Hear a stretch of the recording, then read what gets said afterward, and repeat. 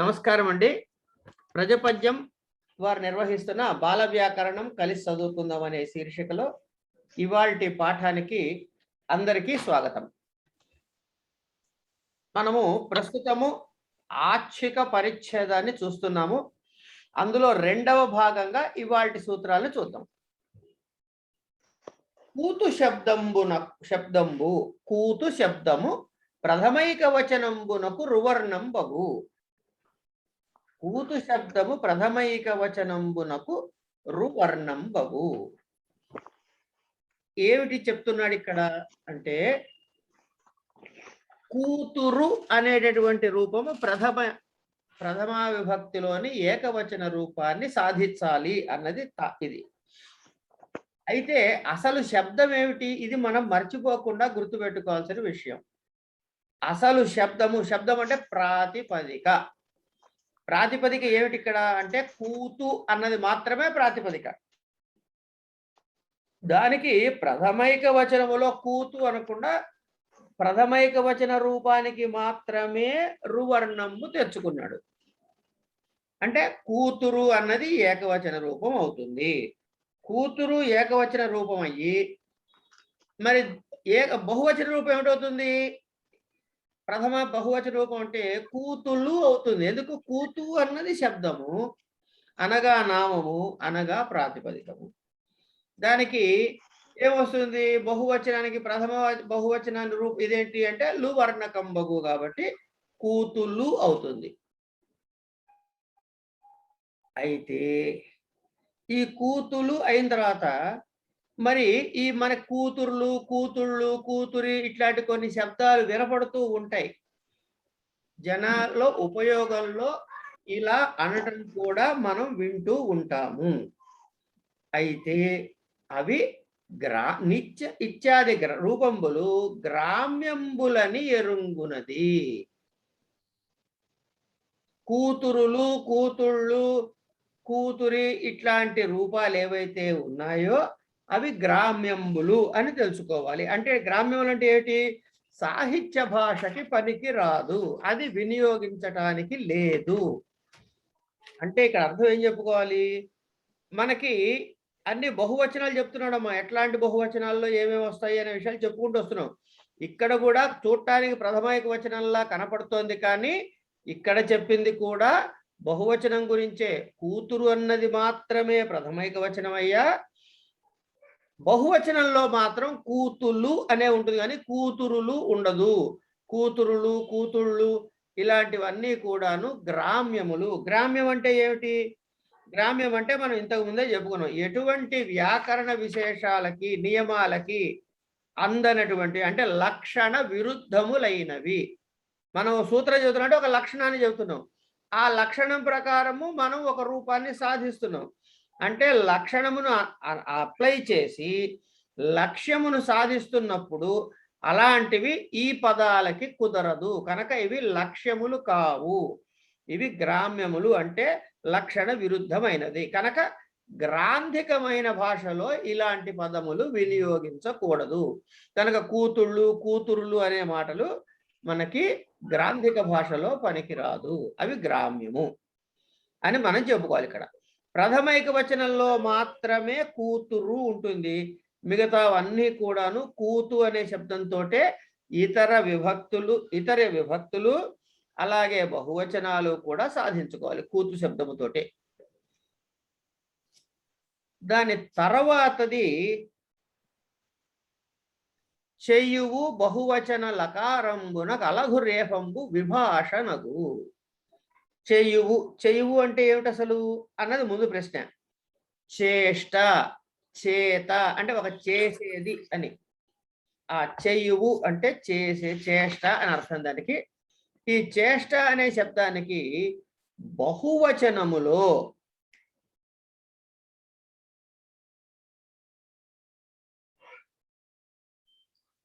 బహువచన లకారంబునకు బహువచనములో అంటే చెయ్యువు అనుంది, దాని బహువచనంలో ఏమొస్తుంది? లకారమే కదా వస్తుంది. బహువచన లకారం అంటే ఏ బహువచన లకారము? ఏ బహువచన లకారము అంటే అది మీకు ఏ విభక్తిలో అయినా బహువచనంలో వచ్చే లకారము. చెయ్యువు బహువచన లకారంబునకు అలఘురేఫంబు విభాషణకు. అలఘురేఫము అంటే బండిరా శకట రేఫ అని ఏదైతే మనం అంటున్నామో అది వస్తుంది. ఎట్లా? విభాషణకు అంటే వస్తే రావచ్చు, లేకపోతే లేకపోవచ్చు. అంటే చేష్ట అని కదా దానికి అర్థం చెప్పుకున్నాం. దానికి చెయ్యువు అని కూడా ఒక శబ్దం ఉంది. ఈ చెయ్యువు అన్నప్పుడు చేష్టలు అనేటప్పుడు బహువచనం ఎట్లా వస్తుందో చెయ్యువులు అవుతుంది. చెయ్యువులు అన్నది మనకు వస్తున్న పదం. అయితే ఈ సూత్రము ప్రవర్తిస్తే చెయ్యువులు ఉంది. ఈ లకారంబునకు అలఘు రేఫంబు అన్నాడు. అంటే లకార స్థానములో బండిరా వస్తే చేయువు రు అవుతుంది. చేయువు రు, చేయువులు, చేయువురు అవుతుంది. మిగతా విభక్తుల్లో కూడా అట్లాగే. ఎట్లా? ద్వితీయ విభక్తి అనుకోండి, చేయువురను, చేయువులను అని. ఆ ఉత్తం పోయి అకారం వస్తుంది కదా అక్కడ. మిగతా ఇంతకుముందు చూసిన సూత్రాల ప్రకారం అవన్నీ ఆపరేట్ అవుతాయి. మిగతా సూత్రాలన్నీ యథాప్రకారంగా వస్తాయి. ఇక్కడ చెప్పేది విభాషగా అలఘు రకారం రేఫం వస్తుంది అని చెబుతున్నాడు. అంచేత చెయ్యువు, చెయ్యువులు, చెయ్యువురు, ఇట్లాగే లడాగము వస్తే గనక చెయ్యువురను, చెయ్యువులను, ఇట్లాంటి రూపాలన్నీ మనం సిద్ధించుకోవచ్చు. ఇది ఏంటి? ఈ సూత్రం ఏం చెప్తోంది? విభాషణగు అన్నాడు కాబట్టి రెండేసి రూపాలు మనకిచ్చాడు. కనుక విభాషగా అన్నాడు కాబట్టి వస్తే అలఘు రేఫం వచ్చే రూపము సాధు రూపమే, అలఘు రేఫము రాని రూపము కూడా సాధు రూపముగానే మనము ఇక్కడ తెలుసుకోవాల్సిన విషయము. ఇక చెయ్యువు చెయ్యు అయింది.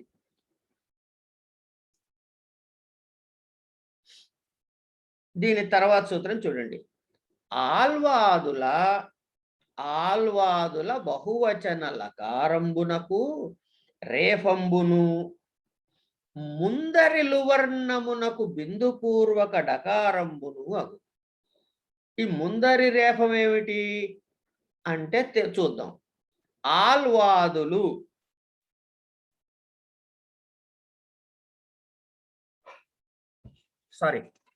ఆల్వాదులు అంటే ఆలు ఇత్యాదులు అని అర్థం అనమాట. ఆలు మున్నగునవి. వీటి బహువచనమునందు ఆల్వాదుల బహువచన లకారంబునకు రేఫంబును అంటే రేఫ చెప్పాడు. తర్వాత ముందరి లువర్ణంబునకు బిందుపూర్వక డకారంబును అగు అన్నాడు. అంటే ఆలు మున్నగు శబ్దాలు ఏం చేయాలి? ముందు బహువచన లకారం. ఆలు అని శబ్దం మనకి. లు ఒకటి ఉంది కదా, ఒక లు ఉందిగా.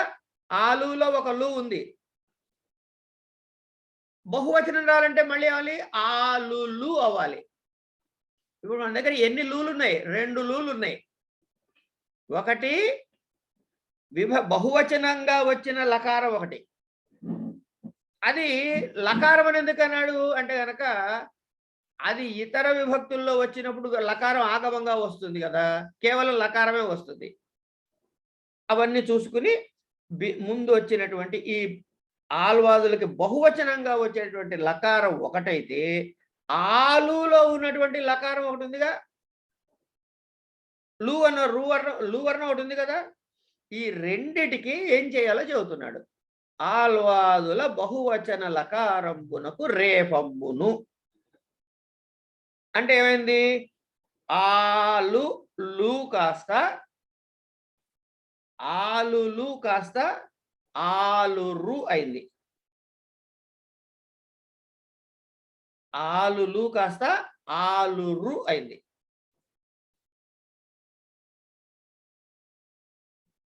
అయిన తర్వాత ఏమంటున్నాడు? ముందరి లువర్ణంబునకు బిందుపూర్వక డకారంబును అగు అన్నాడు. ముందరి లువర్ణం అంటే ఆలు అనేటటువంటి శబ్దములో ఉన్నటువంటి లు అనమాట. ఆ లు స్థానంలో ఏమొస్తుంటున్నాడు? లు వర్ణమునకు పైన ఏమన్నాడు? లకారంబునకు అన్నాడు. లకారం అంటే ల్ అంతవరకే.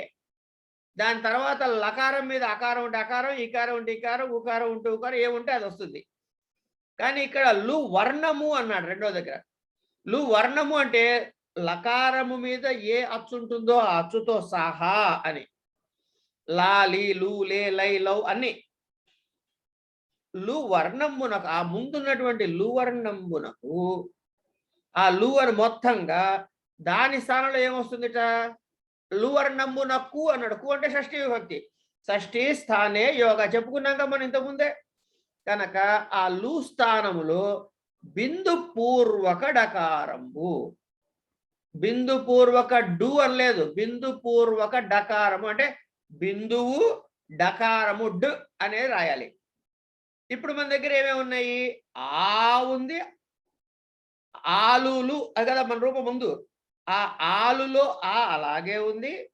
రెండవ లు అంటే ఆలులో ఉన్న లు దగ్గర ఏమన్నా బిందుపూర్వక డకారం వచ్చింది, ఆండ్ అయింది.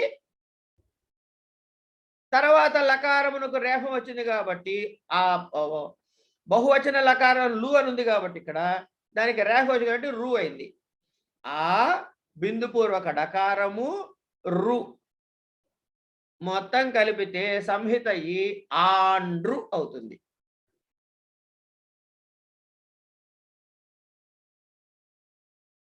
ఆల్వాదుల బహువచన లకారం. ఇది అర్థమైంది కదండి? ఆండ్రు అనే రూపం ఎలా వచ్చింది అనేది క్లియర్గా అర్థమైందా? సార్ అయింది. రైట్. ఇక అట్లాగే చెలియలు, చెల్లెలు, కోడలు, మరదలు ఇవన్నీ కూడా ఆల్వాదులు. వీటికి కూడా ఇలాగే రూపము సిద్ధింప చేసుకోవాలి. ఏమిటి? చెలియలు అవుతుంది. చెలియలు. ఇంకొకటి చూద్దాం. చెలియలు. ఆ లు స్థానంలో రేఫ వచ్చింది కనుక చెలియలురు అవుతుంది. ఈ లు దాని ముందరి లు ఏమన్నా యథాప్రకారంగా వెళ్ళిపోయి బిందుపూర్వక డకారం వచ్చింది. చెలియం డ్రు అవుతుంది. చెలియ రు జెలియండ్రు, చెల్లెండ్రు, కోడండ్రు, మరదండ్రు ఇవన్నీ వస్తాయి. ఇట్లాంటి రూపాలు ఇవన్నీ ఆల్వాదులు అంటే అదొక గణము. ఆ గణములోని పదములు ఇవి అనేటువంటి విషయాన్ని మనకి ఇక్కడ చెప్పాడు. అంచేత చెలియండ్రు, చెల్లెండ్రు, కోడండ్రు ఇట్లాంటి రూపాలు కూడా మనకి వస్తాయి. మరదండ్రు ఇలాంటివన్నీ వస్తాయి. ఇక ద్వితీయ విభక్తి పరమైనప్పుడు ఏమవుతుంది అంటే ద్వితీయ విభక్తిలో ఏం వాడుకోవాలండి? మనము శబ్దాన్ని వాడుకోవాలి. మనకున్న శబ్దం ఏమిటి? ఈ సూత్రం ప్రకారము ఉన్న శబ్దం ఏమిటి? ఆలు. ఇది వికల్పము అలా ఏం చెప్పలే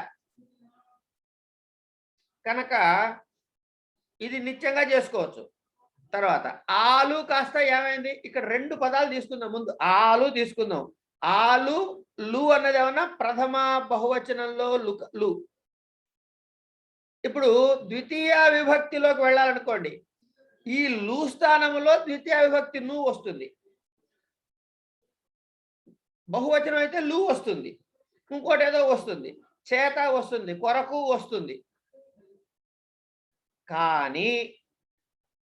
కానీ ఈ ఆండ్రు మాత్రం మారట్లేదు. అంటే ఆలు కాస్త ఆండ్రుగా ఎక్కడ మారింది అంటే ప్రకృతి భాగంలో మారింది. ప్రకృతి భాగంలో మారింది కాబట్టి ఏమొస్తుంది మనకి? ఆండ్రను, చెలియండ్రను, చెల్లెండ్రను, కోడండ్రను ఇట్లాంటి రూపాలే వస్తాయి. చేత మిగతా విభక్తులన్నీ కూడా ఇదే ఆండ్రు అనేటటువంటి దీంతోటే రూపాలు సిద్ధించుకోవాలి. అంచేత బిందుపూర్వక డకారం అనే అన్నాడు. బిందుపూర్వకము అంటే బిందువు అంటే ఏమిటి? ఖండ బిందువు కావచ్చు, పూర్ణ బిందువు కావచ్చు. మరి ఏది చెప్పలే కదా కనుక ఖండ బిందువుతో వాడుకోవచ్చా అంటే అవసరం లేదు. ఎందుకంటే ఇదే పరిచ్ఛేదంలో మనం చెప్పుకోబోయే తదుపరి సూత్రంలో ఖండ బిందువు ఉన్నా కూడా దాన్ని పూర్ణ బిందువుగా మనం చేసుకోవాల్సి వస్తుంది. సూత్రం వస్తుంది. రాబోయే సూత్రంలో అది వస్తుంది. వచ్చినప్పుడు కనుక ఇక్కడ ఖండ బిందు అని చెప్పకపోయినా దిగులు లేదు. అంటే తర్వాత వచ్చే పదాల్లో మనం మిగతా ఈ పూర్ణ బిందువుగా ఎట్లా మారుతుంది అని చూద్దాం. ఇక్కడికి ఏదైంది ఇది? ఆల్వాదుల బహువచన లకారంబునకు రేఫంబును ముందరి లువర్ణంబునకు బిందుపూర్వక డకారంబును అగు అనేటటువంటి విషయాన్ని ఇప్పుడు చూసాం. అయిన తర్వాత బహువచనము పరమగునప్పుడు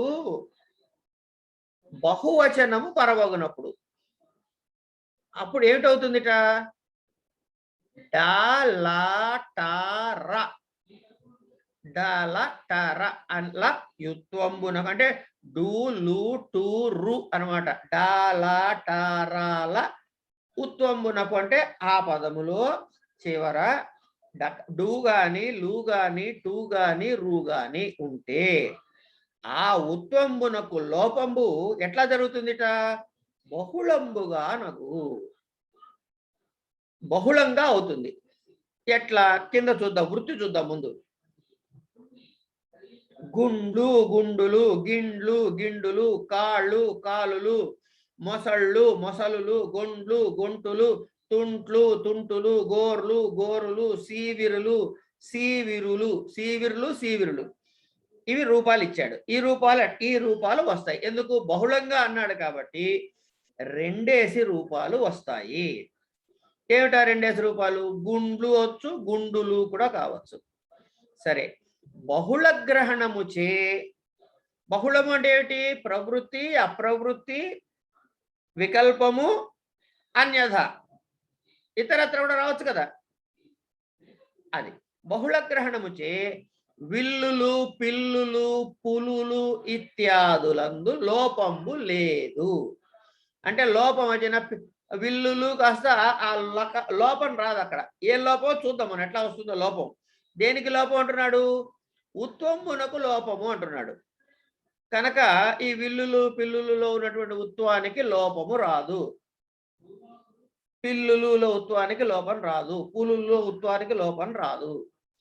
అట్లాగే తత్సమంబులం గోటి పిప్పలి శబ్దంబులకి కార్యంబు చూపట్టెడు. ఇది మనం ఏ పరిచ్ఛేదంలో ఉన్నాము? ఆచ్చిక పరిచ్ఛేదంలో ఉన్నాం.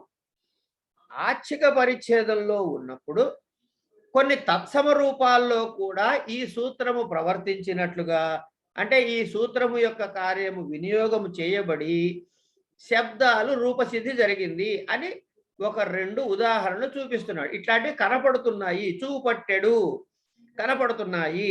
ఎట్లాంటివి? తత్సమంబులందు కోటి పిప్పలి అనే రెండు శబ్దములకు కోట్లు కోటులు పిప్పళ్ళు పిప్పలులు అని రెండు రూపాలు కనపడుతున్నాయి. ఇక తత్సమాల్ని పక్కకు పెడదాం, బహుళ గ్రహణంలో విల్లులు పిల్లులని కూడా పక్కకు పెడదాం. అసలు రూపాలు ఎలా వస్తాయో చూద్దాం. ఇప్పుడు ఏం చెప్పాడు ఇక్కడ మనకి? బహువచనంబు పరంబగునప్పుడు డా లా టా రా అనే చెప్పాడు. అంటే ముందు గుండు గుండ్లు గుండులు అన్నాడు.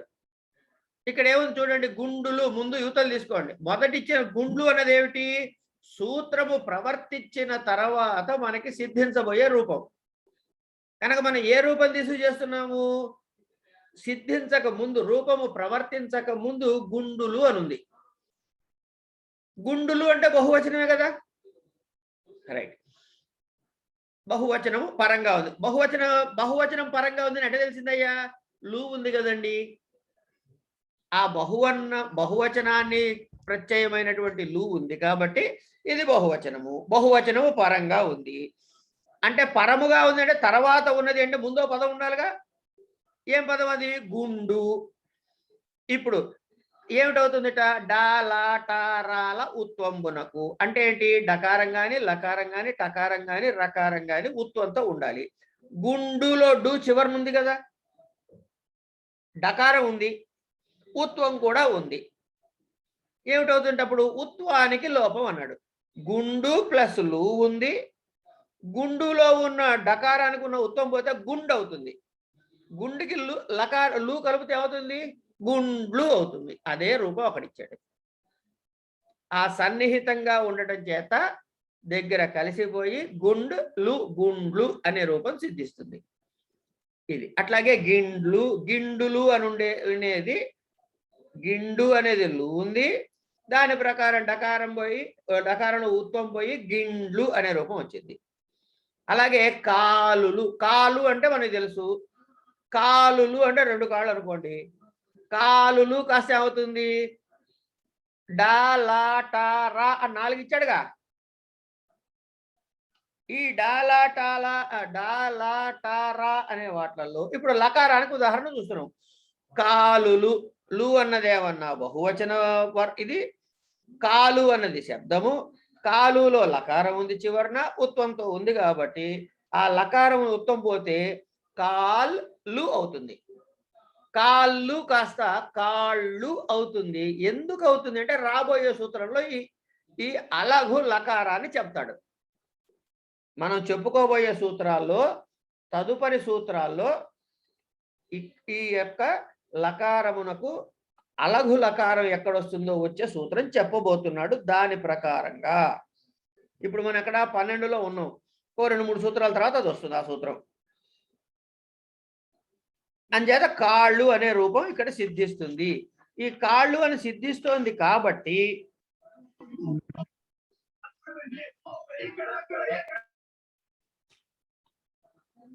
ఎవరు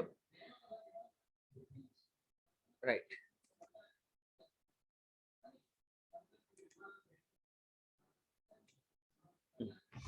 కాళ్ళు అని సిద్ధించబోతోంది.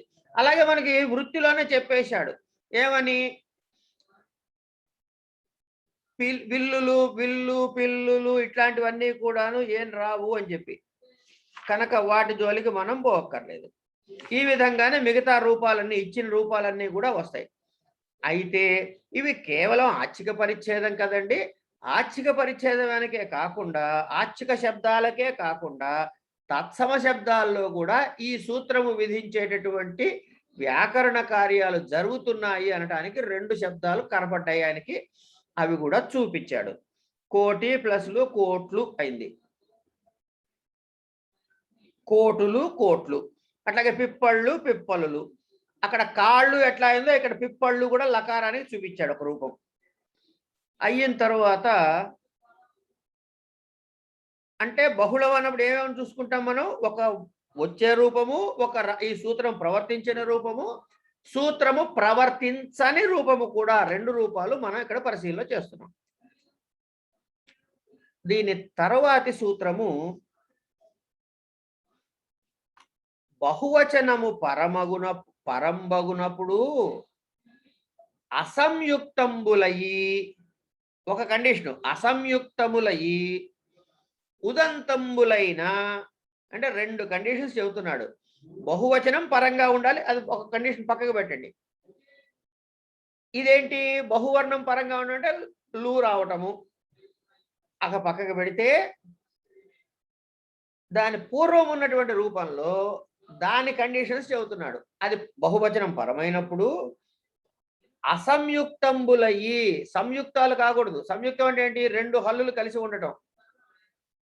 అసంయుక్తంబులయి ఉదంతంబులు కూడా అయినటువంటి డకార లకార రకారములకు. ఏమండి ఈ అసంయుక్తం అని ఎందుకు అన్నాడండి అని ఒక ప్రశ్న మనకి పడుతుంది. ఇప్పుడే ఒక పూర్వ సూత్రం చూసాం మనం. ఏం చూసాము? గుండులు కాస్త గుండ్లు అవటము, గిండులు కాస్త గిండ్లు అవటము, కాలులు కాస్త కాళ్ళు అవటం. ఇప్పుడు గుండులు కాస్త గుండ్లు అయినప్పుడు డకారము అన్నదానికి ఉత్తం ఉందా లేదా? గుండ్లు అనే రూపంలో డకారానికి ఉత్తం ఉందా లేదా? ఉంది. కానీ అది సంయుక్తము కూడా అయింది లకారంతో.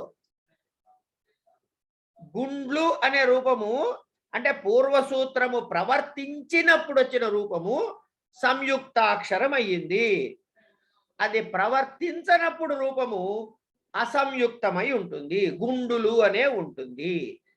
అలాంటి వాటి గురించి ఇక్కడ చెప్తున్నాడు. ఏమని? బహువచనంబు పరంబగునప్పుడు అసంయుక్తంబులయి ఉదంతంబులయి అయిన తర్వాత ఏమవుతా డా లా రా. ఇంతకు ముందు ఏమేం చెప్పాడు? డా టా లా రా 4 చెప్పాడు. ఇక టకారం గురించి చెప్పట్లేదు. డకార లకార రకారాలు మాత్రమే చెబుతున్నాడు. ఇంతకు ముందు దానిలో 4, ఇక్కడ 3. వీటికి డా లా రాల రాలకు రాలకు అలఘు లకారంబు బహుళంబుగా నగు. ఉదాహరణలు చూస్తే ముందు ఇచ్చింది ఏమిటి? రూపము బహుళంగా అనగా 2 రూపాలు ఉంటాయి. వచ్చిన రూపం ప్రవర్తించిన రూపము, ప్రవర్తించని రూపము. ప్రవర్తించిన రూపం ఏమిటి? త్రాళులు. ప్రవర్తించని రూపము త్రాడులు. సో త్రాడులు పట్టుకుందాం ఫస్ట్. సూత్రం సరిపోయిందా లేదా దీనిలో చూద్దాం. లు అన్నది బహువచనము. దానికి ముందున్నటువంటి శబ్దం ఏమిటి? త్రాడు, గుమ్మడు, మొగిలు, పిడికిలు, ఊరులు. ఇన్ని ఉదాహరణలు ఎందుకు ఇచ్చాడండి అంటే పైన మనకి డా లా రా అనే 3 వర్ణాలు ఇచ్చాడు కనుక త్రాడు గుమ్మడు అనేవేమన్నా డకారం ఉత్వ డకారము సంయుక్తము కానటువంటి దానికి ఉదాహరణలు. మొగిలులు పిడికిలులో లకారానికి ఉత్వ లకారానికి, అట్లాగే రకారానికి ఊరులు పందిరులు అనే 2 రూపాలు ఇచ్చాడు. కనుక మూడిటికి మూడు ఒక్కొక్కదానికి 2 చొప్పున లక్ష్యాలు మనకి చూపిస్తున్నాడు. సరే, ఒకటి చూస్తే మిగిలినవి చూసినట్లే. ముందు త్రాడులు తీసుకుందాం. లు అన్నది బహువచనము, అది పరమైంది. దాని ముందున్న త్రాడు అసంయుక్తము, ఉదంతము. కనుక ఏమవుతుంది? అలఘు లకారంబు అన్నాడు. అంటే ఆ డు అన్నది పోయి ఆ డకార స్థానములో లకారం వస్తుంది. వస్తే త్రాడులు కాస్త త్రాళ్ళు అవుతుంది. అలఘు లకారము అన్నాడు కాబట్టి. ఓకే. గుమ్మడులు, గుమ్మడులులో కాస్త ఇదే డు పోతే లు పెట్టుకుంటే గుమ్మడులు అవుతుంది. మొగిళ్ళులు, మొగిలులు కాస్త మొగిళ్ళు అవుతుంది. పిడికిలులు కాస్త పిడికిళ్ళు. ఊరులు ఊళులు, పందిరులు పందిళ్ళులు. ఇట్లా ఈ రూపాలు ఇందులో వస్తాయి. పైన ఏమంటున్నాడు? అసంయుక్తమై ఉదంతములైన అన్నాడు కదా. అంటే ఉత్వ విశిష్టమైనటువంటిది. విశిష్టము అంటే కలిసి ఉండుట అమ్మా. ఉత్వ విశిష్టమైన డకారము అన్నాడంటే అర్థం ఏంటంటే డకారముతో కలిసి ఉన్న, ఉకారముతో కలిసి ఉన్న డకారము అని అర్థం. అంతే. అయిన తర్వాత ఇక్కడ పిడికిలి కదా, పిడికిలి ఉన్నదేంటి? పిడికిలి. శబ్దం ఏంటి? పిడికిలి. అది పిడికిలులు రాశాడు ఇక్కడ. పిడికిలి కాస్త పిడికిలులు అయింది. లు ఎందుకు వచ్చిందయ్యా లీ కాస్త అంటే మనము ఇంతకు ముందే చెప్పుకున్నాం. ఇత్తునకు బహువచనంబు పరంబగునప్పుడు ఉత్వం బగున సూత్రం చెప్పుకున్నాం. అంచేత పిడికిలి కాస్త బహువచనంలో వచ్చింది కాబట్టి పిడికిళ్ళు అవుతుంది. ఆ రూపాన్ని, ఎందుకంటే మనం బహువచన రూపాన్ని చూస్తున్నాం కాబట్టి. కనుక పిడికిలులు పిడికిళ్ళు అవుతుంది. ఇది అయిన తర్వాత మిగతా వాటికి కూడా ఇవే రూపాలు ఉంటాయి.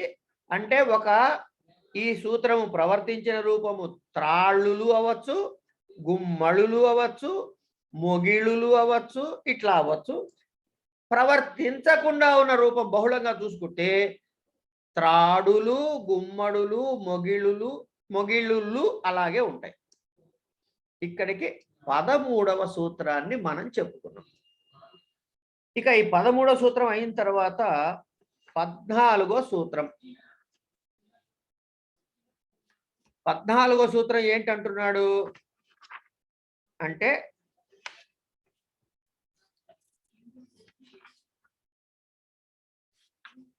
పద్నాలుగో సూత్రంలో ఏం చెబుతున్నాడు అంటే, బహువచన శ్లిష్టంబులై, బహువచన శ్లిష్టంబులై అద్విరుక్తంబులైన, ఒక్కసారి ఇక్కడ గమనించండి అమ్మా. మీరు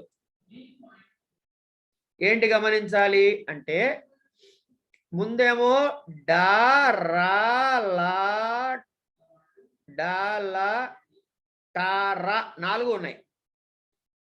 రెండో దానిలోకి వచ్చేటప్పటికి అంటే ఊరికే గుర్తు పెట్టుకోవడానికి, రెండో దానిలో టకారం లేచిపోయింది, లేదు. ఇక్కడ డకార లకారాలు మాత్రమే చెబుతున్నాడు, రకారం గురించి మాట్లాడట్లేదు 14వ సూత్రంలో. ఊరికే గుర్తు పెట్టుకునేందుకు చెబుతున్నా. బహువచన శ్లిష్టంబులయి అద్విరక్తంబులైన డకార లకారంబులకు అలఘు లకారంబు నిత్యంబుగా నగు.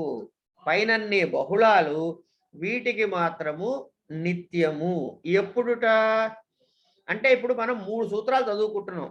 ఒకటి డారా లాటాది ఒకటి, తర్వాత 13వ సూత్రము, ఇప్పుడు చదువుకుంటున్న 14వ సూత్రము. ఈ మూడిట్లో ఉన్న తేడాలు ఒకదానికి ఒకటి ఏమిటి తేడా అనే విషయాన్ని ఒక్కసారి మనం జాగ్రత్తగా గమనించుకోవాల్సి ఉంటుంది. అంటే ఏంటి, మొదటిది ఏం చెప్పాడు, బహువచనము పరముగా ఉన్నప్పుడు ఉత్వానికి లోపం అని చెప్పేసాడు స్ట్రైట్.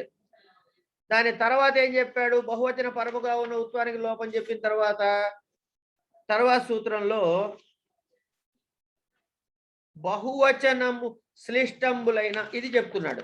బహువచనము పరమైనప్పుడు అసంయుక్తములైన ఉదంతములకు అన్నాడు. ఇప్పుడేం చెబుతున్నాడు, బహువచన శ్లిష్టంబులయి అద్విరుక్తంబులైన డకార లకారంబులకు అలఘు లకారంబు నిత్యముగా అగు. ఉదాహరణ ఏం చెప్పాడు, నిత్యంగా కాబట్టి ఎన్ని రూపాలు వస్తాయండి, ఒక ఇచ్చినటువంటి తీసుకుని ఒకటే రూపం వస్తుంది నిత్యము కాబట్టి. బహుళమో వికల్పమో విభాషం అంటే 2 రూపాలు వస్తాయి పైన. కనుక ఇక్కడ ఒకటే రూపం, త్రాళ్ళు గుమ్మళ్ళు మొగిళ్ళు మొసళ్ళు వీళ్ళు సిళ్ళు ఇచ్చేసాడు. అంటే ఏంటి, బహువచన సంశ్లిష్టంబులు అంటే బహువచనంతో ఏం కావాలట, హల్లు సంయోగము పొందినవి. బహువచనములో హల్లు సంయోగమును పొందినవి అని అర్థం చెప్పుకోవాలి ముందు మనం.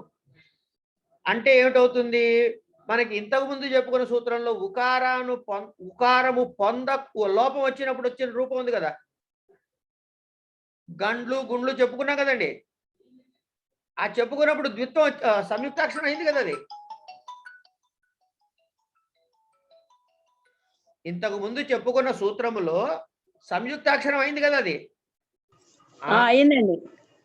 అలాంటి వాటి గురించి మనం మాట్లాడుతున్నాం. అవి ఏమిటవుతుందిట, ఈ సూత్రం ప్రకారం ఏమిటవుతుందిట అంటే, ఆ బహువచనంతో కూడినవి అద్విరుక్తంబులు అంటే ఏమిటి, సంయుక్తాక్షరం అంటే 2 హల్లులు కలిసి ఉండుట. కానీ ఇక్కడ ఎట్లా ఉండాలట అది అంటే, అద్విరుక్తంబు అంటే 2 హల్లులు కలిసి ఉండేటప్పుడు ఒకే హల్లు 2 సార్లు వస్తే వాటిని ద్విరుక్తము అన్నది. ద్విరుక్తము 2 సార్లు చెప్పబడినది. ద ద ద గ్రద్ద అన్నప్పుడు దకారం కింద దకారం వచ్చింది. కన్ను అన్నప్పుడు నకారం కింద నకారం వచ్చింది. అట్లా ఒకే వర్ణము 2 సార్లు పక్క పక్కన వస్తే అది ద్విరుక్తము. ఇక్కడ అద్విరుక్తంబు అని అంటే అలా ఒకే వర్ణము కాకుండా భిన్నమైనటువంటి హల్లులు ఉండాలి అనేటటువంటిది విషయం. అందుకే మనకి ఇక్కడ చూడండి. అయితే అద్విరుక్తి అంటే సహజముగా చివరన ఆ ద్విరుక్తము లేనిది. బహువచనంలో సంశ్లేషం పొంది తర్వాత ద్విత్వము కానీ అంటే డాక్ కానీ లాక్ కానీ వస్తే అక్కడ అలఘు లకారం నిత్యంగా వస్తుంది. త్రాడు ఉంది, ఇందాకటి రూపం. లు ఉంది. తాడులో డూలో ఉన్నట్టు ఉత్వం పోతే ఇందాక చెప్పుకున్న సూత్రం ప్రకారము త్రాడ్లు అవుతుంది. త్రాడ్లు, త్రాడ్లు. ఇప్పుడు త్రాడ్లు అయిన తర్వాత ఇక్కడ ఏమొచ్చిందనమాట, ఈ డకారం ఉంది కదా ఇక్కడ, ఈ డకారం కాస్త అలఘు లకారంగా మారుతుంది. అంటే త్రాడ్ లు, డకారం పోతే లకారం పెట్టుకున్నట్టయితే త్రాళ్ళు, త్రాళ్ళు అనే రూపం వస్తుంది అని ఈ సూత్రం. అట్లాగే గుమ్మడ్లు, గుమ్మళ్ళు, మొగిడ్లు, మొగిళ్ళు, మొసడ్లు, మొసళ్ళు, ఇట్లా ఈ రూపాలన్నీ వాటి ప్రకారమే అదే విధంగా వస్తాయి. కొన్ని ఏమన్నా డకారాలకి, కొన్ని ఏమన్నా లకారాలకి, రెండిటికి కూడా ఉదాహరణలు మనకి ఇక్కడ చూపించాడు. దేనికి? బహువచనంబు పరమైన దానికి. అయితే ఇక్కడ బహువచనం పరముగా అన్నప్పుడు ఇందా చెప్పుకున్న 12వ సూత్రంలోనే వీటికి సంశ్లేషం వచ్చింది. ఎందుకు? ఆ సూత్రం ప్రవర్తించడం చేత ఉత్వానికి లోపం వచ్చి, కనుక అలా సంశ్లేషంగా పొందినటువంటి ఆ సూత్రము ప్రవర్తించి సంశ్లేష పొందినటువంటి డకార లకారాలకి అలఘు లకారము నిత్యముగా వస్తుంది అనేటటువంటి విషయాన్ని మనకి ఇక్కడ చెబుతున్నాడు. అయితే ఇక్కడ ఒక చిన్న సందేహం రావచ్చు. ఏంటది? ఏమండి, డా లా రా వాటికి కూడా చెప్పాడు కదా అలఘు లకారము. ఈ నిత్యము చేస్తున్నప్పుడు మరి ఈ డకారాన్ని ఎందుకు తీసేశాడు? సరే, రవర్ణాన్ని ఎందుకు తీసేశాడు? డా లా రా పైన చెప్పాడు లవర్ణాన్ని రావటానికి, ఇక్కడ ఏమన్నా తీసేశాడు. ఏది? రవర్ణం. ఎందుకు చెప్పలేదు? అది తప్పు అయి ఉండొచ్చు కదా. అది చెబితే నష్టం ఏమిటి, చెప్పకపోవడం ఏమిటి అని అంటే, ఇప్పుడు పేర్లు ఉందనుకోండి, ఆ రకారాన్ని కూడా ఇక్కడ ఒకవేళ చెప్పి ఉంటే అది పేళ్ళు అవుతుందే కానీ పేర్లు అనే రూపం మనకి సిద్ధించదు ఇంకా. అట్లాగే ఇట్లా కొన్ని ఊర్లు అని వస్తుంది, అక్కడ ఊళ్ళు అవుతుంది కానీ ఊళ్ళు అనే రూపం వస్తుంది కానీ ఊర్లు అనే రూపం మనకి సిద్ధించదు ఇంకా. ఎందుకు? నిత్యం కాబట్టి ఇది. కనుక నిత్యము దగ్గరకు వచ్చేటప్పటికి రకారానికి నిషేధం చెప్పుకున్నాడు. కనుక చిన్నయసూరి ఏ తప్పు చేయలేదు, అన్ని సవ్యంగానే ఉన్నా తీసేయటము సమంజసమే అని పండితులైన వ్యాకర్తలు దీనికి వ్యాఖ్యాన రూపంగా చెప్పారు. ఏది? ఈ రకారము లేకపోవటం ఎందుకు అనే అంశం మీద వచ్చినటువంటి చర్చలో. ఇక దీని తర్వాతి సూత్రంలోకి వెళ్దాం.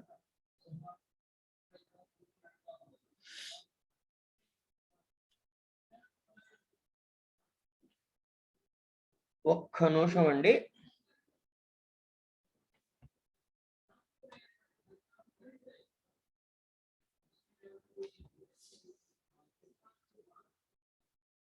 ఇది టైపింగ్ మిస్టేకు.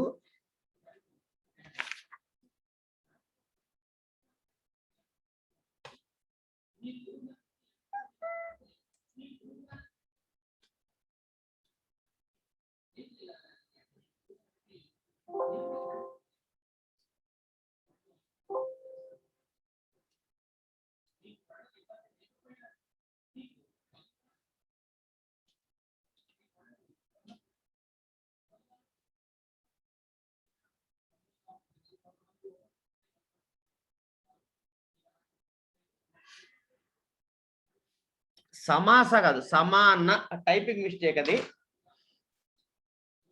మళ్ళీ తర్వాత కరెక్షన్లో అది పోతుందేమో అని ముందే చేసేసండి.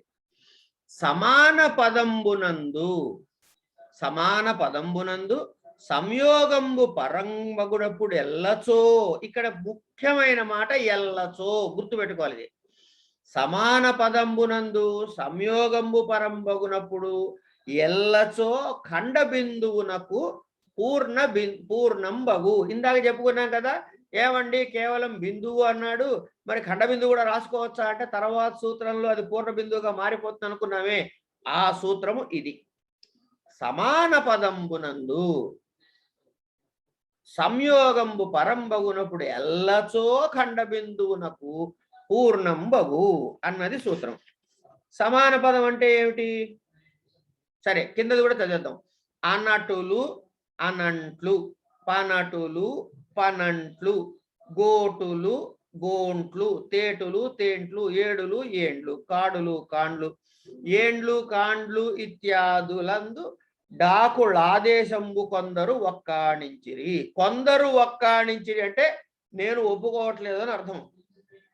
వాళ్ళు అట్లా అంటున్నారండి అంటే నేను అనట్లేదనేగా. కొందరు ఒక్కాణించిరి. తెనుగున బిందుపూర్వక స్థిరంబులేమించేసి అది గ్రాహ్యంబు కాదు. ఎందుకు ఈయన ఒప్పుకోవట్లేట? దానికి కారణం కూడా చూపిస్తున్నాడు. మనము ముందు సంజ్ఞాసూత్రాలు చెప్పుకున్నప్పుడు, సంధి సూత్రాలు అన్ని పాత సూత్రాలు చెప్పుకున్నప్పుడు అక్కడ ఏం చెప్పుకున్నాము అంటే పరుషాలకి సరళాలకి మాత్రమే తెలుగులో బిందుపూర్వకంగా ఉంటాయి అని చెప్పుకున్నాం. మిగతా వాటికి పరుషములు సరళములు కాని వాటికి స్థిరములు అని పేరు పెట్టుకున్నాం. కనుక ఇక్కడ ఆచ్ఛిక పరిచ్ఛేదంలో ఉన్నాం, తెలుగు శబ్దాల గురించి మాట్లాడుకుంటున్నాం. కనుక ఇక్కడ తెలుగులో వాటికి డకారము అన్న వీటికి ఏండ్లు కాండ్లు ఇత్యాదులందు డాకు లాదేశంబు కొందరు తెలుగున బిందుపూర్వక స్థిరంబుకు లేమించేసి. పరుషములేమిటి? కచట తపలు, సరళములు గజడ దబలు. లకారం ఆదేశంగా వచ్చింది అనుకోండి, అప్పుడు ఏమిటవుతుంది? బిందువు ఎట్లా వస్తుంది దాని ముందు? రావటానికి లేదు. ఎందుకు? లకారం అన్నది స్థిరముల్లో వస్తుంది కాబట్టి. కనుక అందుకని నేను ఒప్పుకోవట్లేదు అనేటటువంటి విషయాన్ని ఇక్కడ మనకి ఆయన స్పష్టము చేశాడు. స్పష్టం చేసి ఇక సమాన పదము అంటే ఏమిటో. సమాన పదము అంటే ముందు చూద్దాం.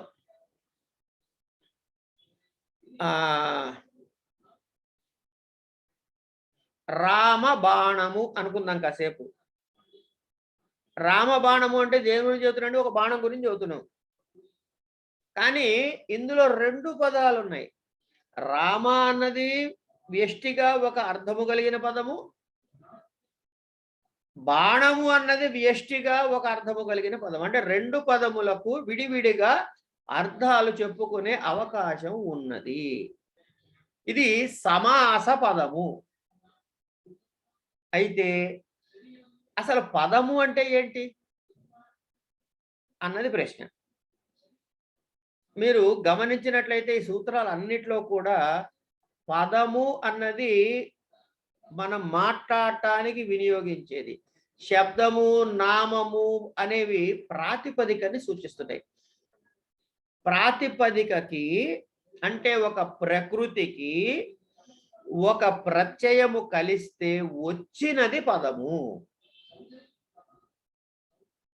విడిగా ప్రకృతికి ప్రయోగార్హత లేదు, అట్లాగే విడిగా ప్రత్యయానికి ప్రయోగార్హత లేదు.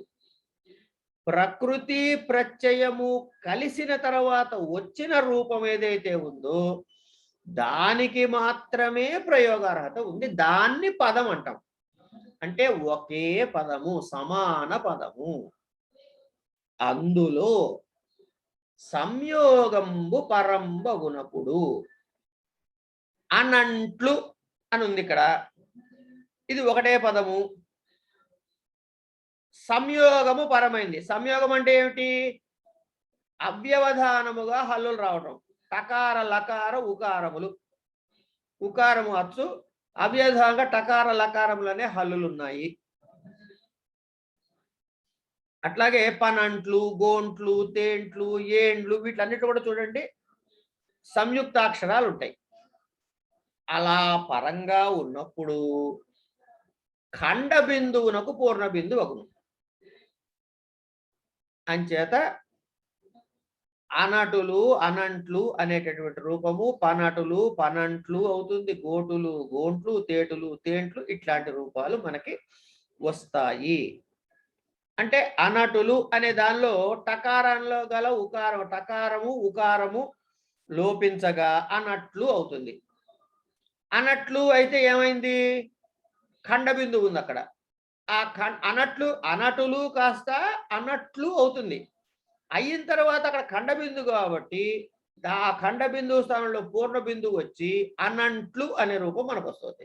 అట్లాగే పనటులులో ఉత్వం పోతే పన్నట్లు అవుతుంది.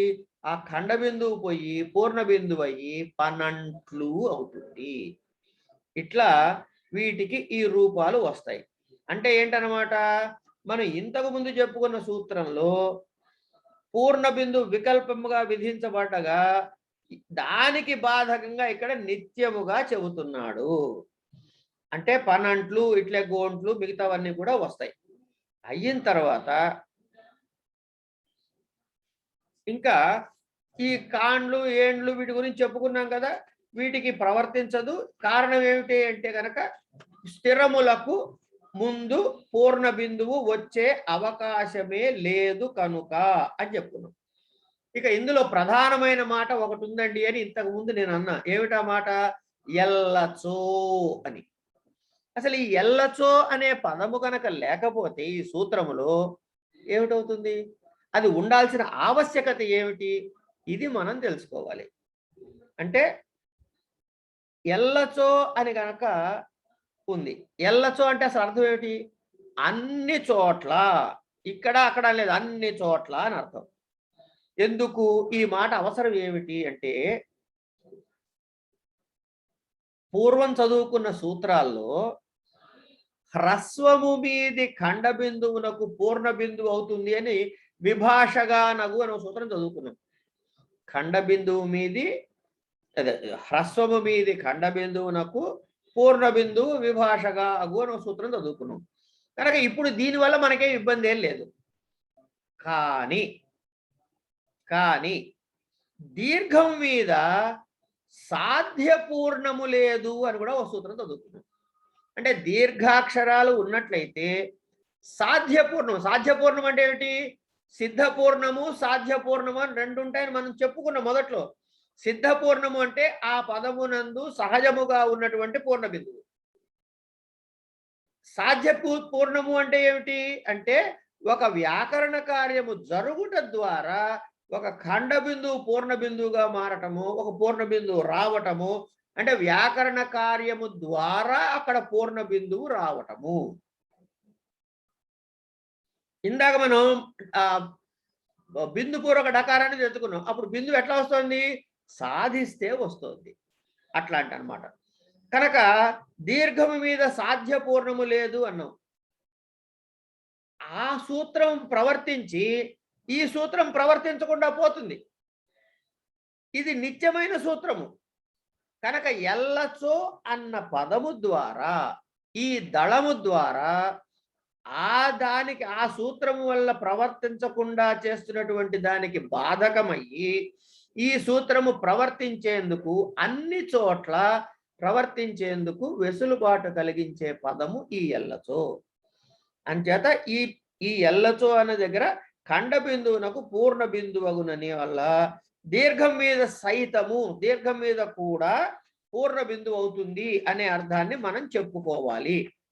ఈ విషయంతో ఇక్కడికి మనం ఈ సూత్రాన్ని మనం చెప్పుకున్నట్లు అవుతుంది. మిగతా వివరాలు మనకు అర్థమైనవి, అంటే తెలిసిన మిగతావన్నీ అర్థమైనవే, తెలిసినవే. ఇక తెలియనిదల్లా ఎల్లచో దగ్గర ఎల్లచో చెప్పేసుకున్నాం. కనుక ఇవాళకి ఇక్కడికి ఆపుకుందాం ఈ పాఠాన్ని. మిగతా ఏమన్నా సూత్రాలు రేపు చూద్దాం. ఇవాళ మీకు ఏమన్నా సంశయాలు ఇత్యాదులు ఉంటే చెప్పండి. వీలైతే ఇవాళ్లే పరిష్కరించుకుందాం. లేని పక్షములో రేపు చెప్తా, సమయాన్ని బట్టి. ఏమీ సంశయాలు లేవు అనంటే ఇక్కడికి ఆపుకోవచ్చు. చెప్పండి అమ్మా శ్రీదేవి గారు.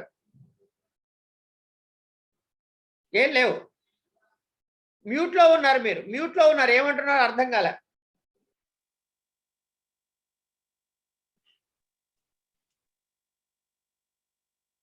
వినపడలేదమ్మా.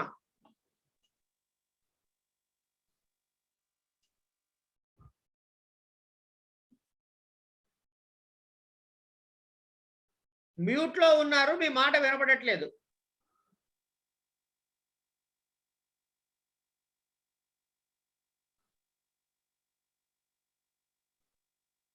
గ్రూప్ లో మెసేజ్ పెట్టండి. సరే, ఏమన్నా ఉంటే గ్రూప్ లో మెసేజ్ పెట్టండి అమ్మా, మీ వాయిస్ వినపడట్లేదు, దాన్ని రేపు చెప్పుకుందాం. ఏం లేకపోతే సరే సరే సరే అండి. ఇంకా ఎవరైనా?